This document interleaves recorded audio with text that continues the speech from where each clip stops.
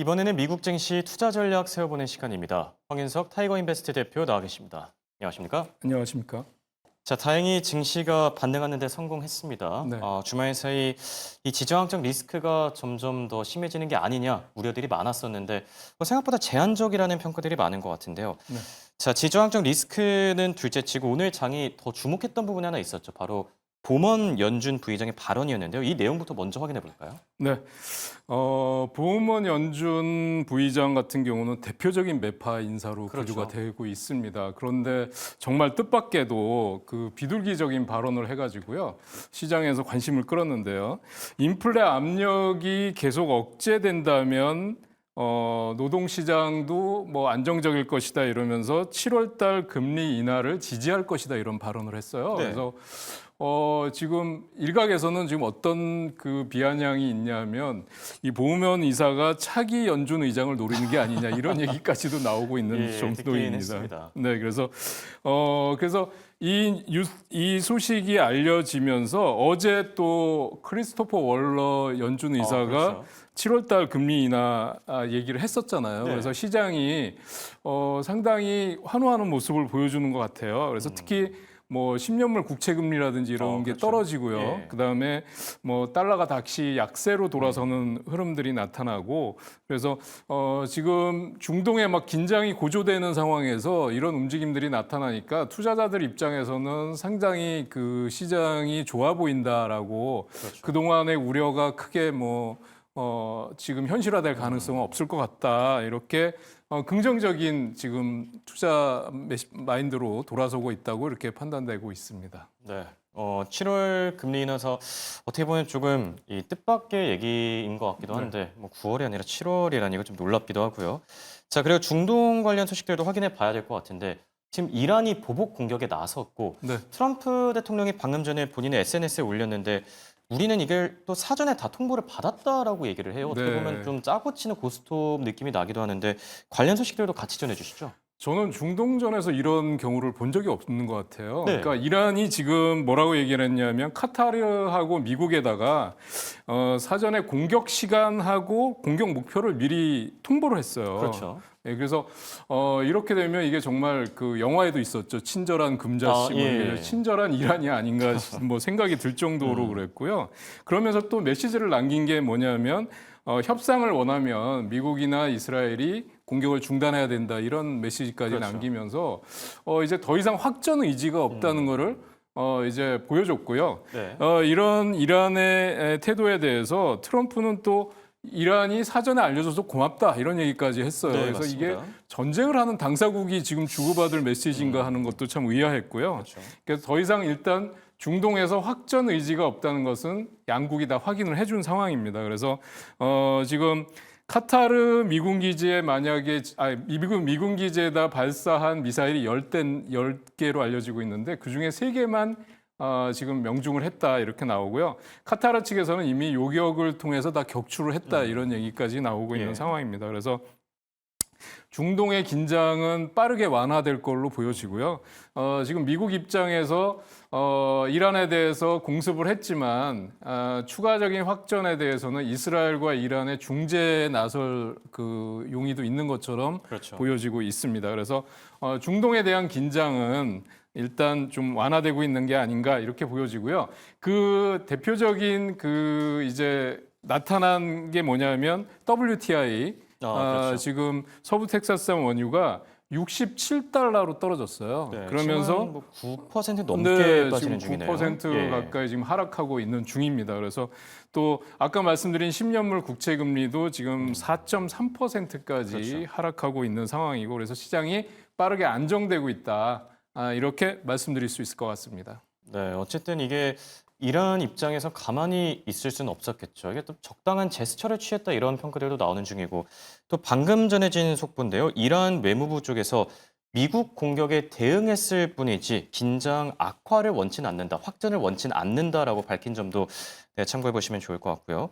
자, 그럼 이제 본격적으로 빅테크 기업들의 뉴스 쪽으로 넘어가 볼까 하는데요. 먼저 오늘 살펴볼 첫 번째 기업, 당연히 테슬라부터 네. 얘기를 해야 되겠죠. 네.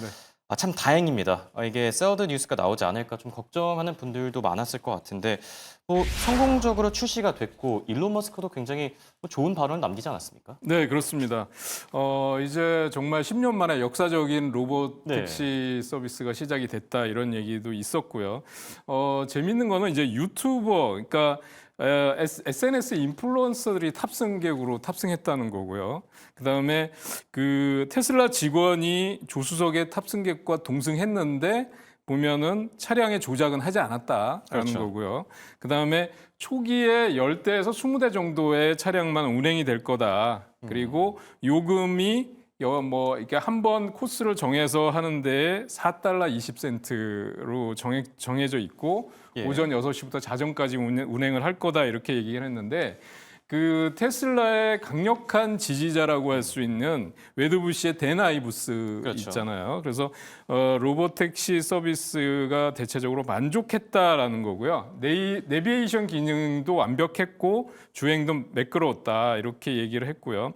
승객들이 또 터치 스크린을 통해서 로봇 택시에서 앱을 사용할 수 있었고 그다음에 넷플릭스를 포함한 스트리밍 서비스도 이용할 수 있었다. 그래서 앞으로 테슬라는 전기차 기업에 그치지 않고 이제 AI 기업으로 도약하는 흐름이 진행이 될 거다. 그래서 앞으로 테슬라의 시장 기대감, 자유시장 그 자체가 확대될 거고 테슬라의 성장성이 훨씬 돋보일 것이다 이렇게 전망을 하면서 목표 주가를 $500를 제시를 했어요. 예. 그래서 이게 여태까지 미국의 투자은행들이 제시한 금액 중에 $500 가장 높은 금액입니다. 그렇죠. 그런데 지금 현재 주가는 $346 정도 되고요.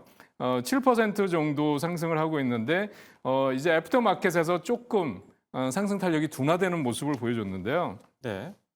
자, 그러면 이제 어떻게 대응을 하느냐가 투자자들 입장에서는 상당히 그렇죠. 좀 곤혹스러울 것 같아요. 팔아야 되느냐 아니면 더 사야 되느냐 이렇게 생각을 하실 수가 있을 것 같은데 자율주행 쪽의 시장을 보면 지금 레벨 4 단계에서 진행이 되고 있는데요. 이미 자율주행 쪽에 앞서가고 있는 게 구글의 웨이모입니다. 그렇죠. 그래서 구글의 웨이모는 라이다를 통해서 주변 환경을 인식하고 있고요. 이미 상당 부분 테슬라보다 앞서 있다라는 평가도 많이 나오고 있는 상황이고요. 또 아마존의 죽스를 보시면 운전석이나 페달이 없어요. 네. 그래서 곤돌라 방식의 형태로 되는데 올해 말부터 서비스가 진행이 될 예정이다 이렇게 돼 있고요. 테슬라는 뭐 잘 아시는 바와 같이 카메라 탑재를 해서 기존의 테슬라 Y 모델을 통해서 서비스를 하고 있는데 제 생각에는 이제 성공적으로 스타팅은 했지만 앞으로 검증돼야 될 부분이 상당히 많이 있다라는 그렇죠. 거고요. 그래서 저 같은 경우라면 뭐 한 절반 이상 차익 실현을 해놓고 뭐 편안하게 지켜보는 그런 투자 포지셔닝을 취할 것 같다고 말씀드릴 수 있겠습니다. 알겠습니다. 많이 오른 만큼 좀 보수적인 포지션을 가져갈 필요가 있다. 이렇게 조언을 해주셨고요. 자, 서클에 대한 얘기도 같이 해보죠. 스테이블 코인에 대한 관심이 상당한 것 같은데 무서울 정도로 오르고 있거든요. 어디까지 네. 오를지 정말 궁금하기도 한데 관련 소식들도 같이 전해주시죠. 네, 정말 폭주 기관차인데 네.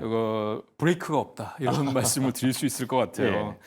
그러니까 또 뉴스가 장중에 어제 나왔었는데요. 미국의 핀테크 기업인 파이서브라는 기업이 있는데 이 파이서브에서 중소형 지역 은행들이 쉽게 스테이블 코인에 이제 도입할 수 있는 플랫폼을 연내에 출시한다 이렇게 발표를 했고요.